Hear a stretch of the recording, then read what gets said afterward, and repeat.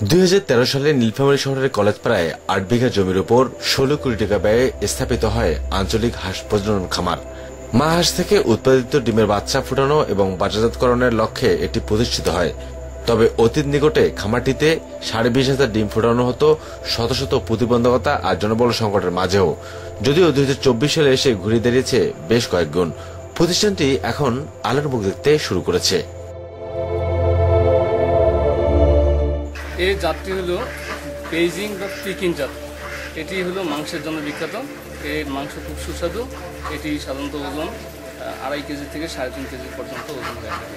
যেহেতু আমরা সেরকম পানি ব্যবস্থা করতে পারিনি, আমরা একটা ড্রেনে এদেরকে প্রতিদিন এই ড্রেনে পানি দেওয়া হয়, 2 বার পানি পরিবর্তন করা হয়। এই পানিতে ওরা গোসল করে, এই পানিটা খায় এবং আমরা এই যে খাবারের পাত্র দেওয়া খাওয়ার স্টেকে খাবার দেওয়া থেকে খাবার আমরা 2 বেলা দিই, সকালবেলা এবং বিকালবেলা। এটি 4.5 মাস থেকে 5 মাস বয়স থেকে এরা ডিম পাড়া শুরু করে এবং 1.5 বছর থেকে 2 বছর বয়স পর্যন্ত এদের উৎপাদন ভালো থাকে।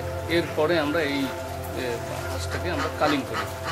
প্রোডাকশন তখন কমে যায়, তখন আমাদের জন্য লাভজনক হয় না এবং এই ডিমটা পরে আমরা আমাদের হেসারিতে নিয়ে যাই। এটি ডিমটা ইনকিউবেটরে দিয়ে আমরা এটা থেকে বাচ্চা উৎপাদন করি।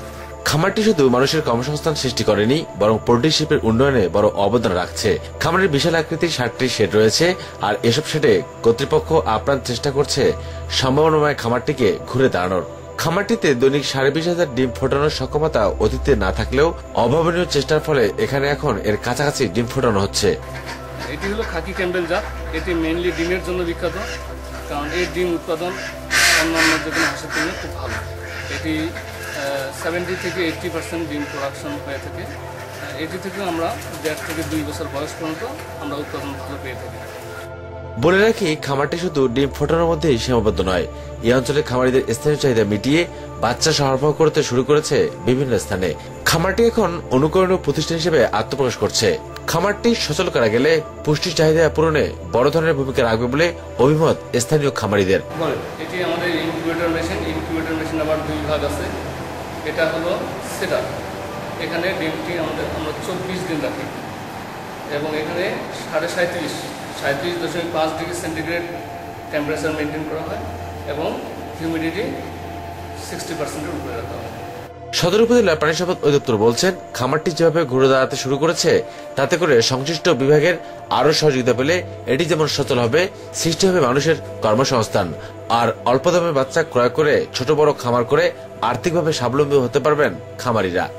এটি হলো হেসার মেশিন। এখানে পরবর্তী 4 দিন 1 থেকে 24 দিন সেটারে থাকার পরে 25তম দিন থেকে 28তম দিন পর্যন্ত আমরা এখানে এই ডিমটি রাখি এবং এখান থেকে বাচ্চা ফুটে।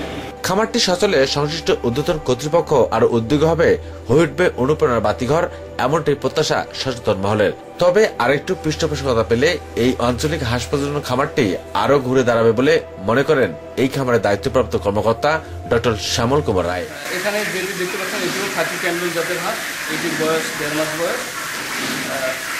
এটিতে আমরা খাকি ক্যাম্বেল এবং বেইজিং জাত আগে আলাদা করে রাখছি।